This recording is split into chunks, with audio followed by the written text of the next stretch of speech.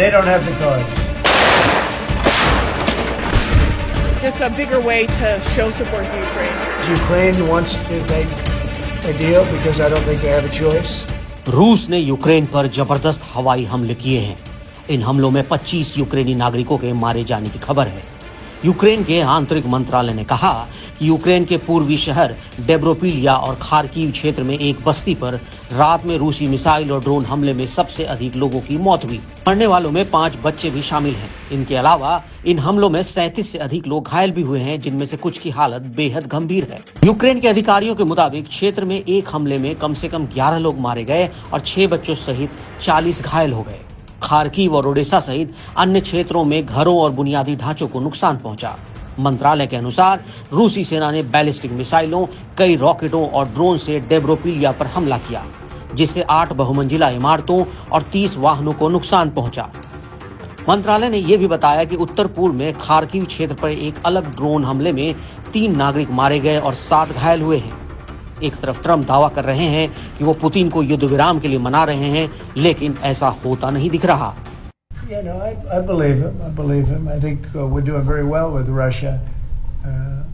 But right now they're bombing the hell out of Ukraine. And Ukraine, I'm finding it more difficult, frankly, to deal with Ukraine.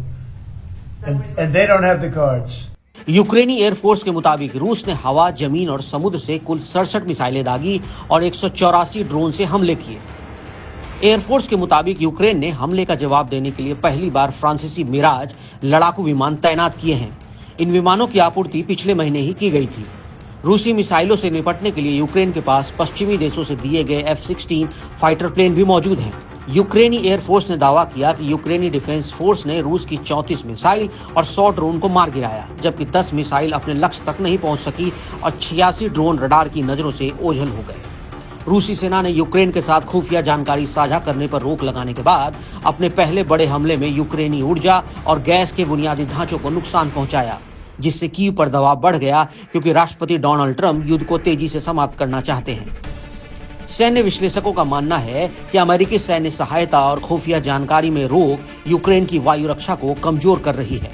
इस बीच खबर आई है कि रूस की सबसे बड़ी रिफाइनरी में से एक किरीशी तेल रिफाइनरी में यूक्रेन के एक ड्रोन हमले के दौरान मलबा गिरने से वो क्षतिग्रस्त हो गया।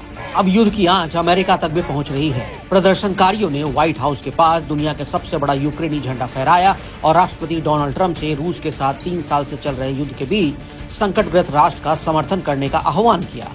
It's a way to really represent and support Ukraine, because even though people bring like smaller flags from like even buildings and stuff, it's right now like people can see how like tight and close Ukrainian people are and American people are, and that not only Ukrainian people come here to like show support to Ukraine, but also from United States and Polish people and a lot of Eastern European people that live here. So I think it's just a bigger way to show support for Ukraine. Well, I think what's going to happen is Ukraine wants to make a deal because I don't think they have a choice. I also think that Russia wants to make a deal because in a different way that only I know, they have no choice either. इस बीच open source magazine ने दावा किया है कि पिछले साल गर्मियों में रूस में घुसकर वहां एक बड़े हिस्से पर कब्जा करने वाले हजारों यूक्रेनी सैनिकों को रूस ने लगभग घेर लिया है।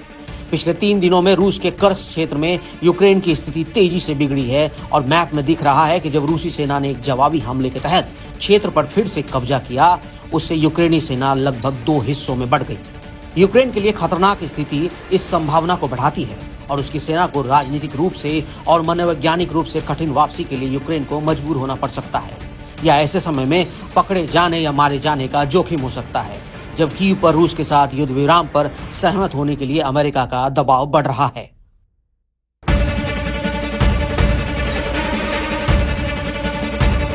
They don't have the cards. Just a bigger way to show support for Ukraine. Ukraine wants to make a deal because I don't think they have a choice. रूस ने यूक्रेन पर जबरदस्त हवाई हमले किए हैं। इन हमलों में 25 यूक्रेनी नागरिकों के मारे जाने की खबर है।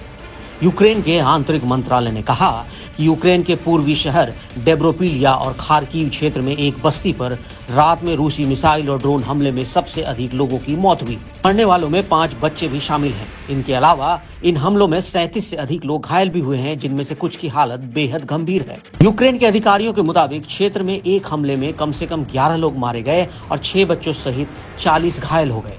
खार्किव और ओडेसा सहित अन्य क्षेत्रों में घरों और बुनियादी ढांचों को नुकसान पहुंचा।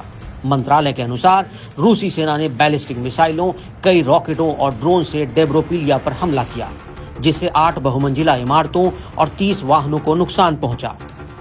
मंत्रालय ने यह भी बताया कि उत्तर पूर्व में खार्किव क्षेत्र पर एक अलग ड्रोन हमले में 3 नागरिक मारे गए और 7 घायल हुए हैं। एक तरफ ट्रम्प दावा कर रहे हैं कि वो पुतिन को युद्ध विराम के लिए मना रहे हैं, लेकिन ऐसा होता नहीं दिख रहा। You know, I believe him. I believe him. I think we're doing very well with Russia. But right now they're bombing the hell out of Ukraine. And Ukraine, I'm finding it more difficult, frankly, to deal with Ukraine. And they don't have the cards. यूक्रेनी air force के मुताबिक रूस ने हवा, जमीन और समुद्र से कुल 67 मिसाइलें दागी और 184 ड्रोन से हमले किए।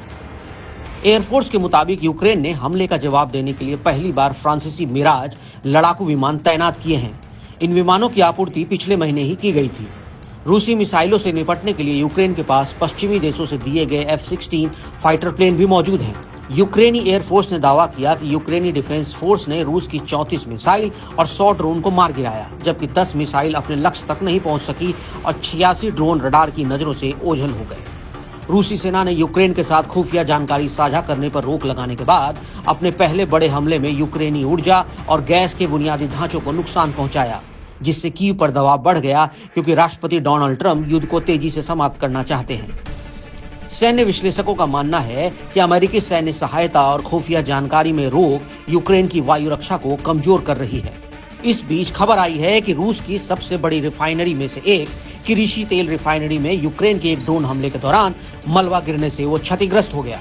अब युद्ध की आंच अमेरिका तक भी पहुंच रही है। प्रदर्शनकारियों ने व्हाइट हाउस के पास दुनिया के सबसे बड़ा यूक्रेनी झंडा फहराया और राष्ट्रपति डोनाल्ड ट्रंप से रूस के साथ 3 साल से चल रहे युद्ध के बीच संकटग्रस्त राष्ट्र का समर्थन करने का आह्वान किया। It's a way to really represent and support Ukraine, because even though people bring like smaller flags from like even buildings and stuff, it's right now like people can see how like tight and close Ukrainian people are and American people are, and that not only Ukrainian people come here to like show support to Ukraine, but also from United States and Polish people and a lot of Eastern European people that live here.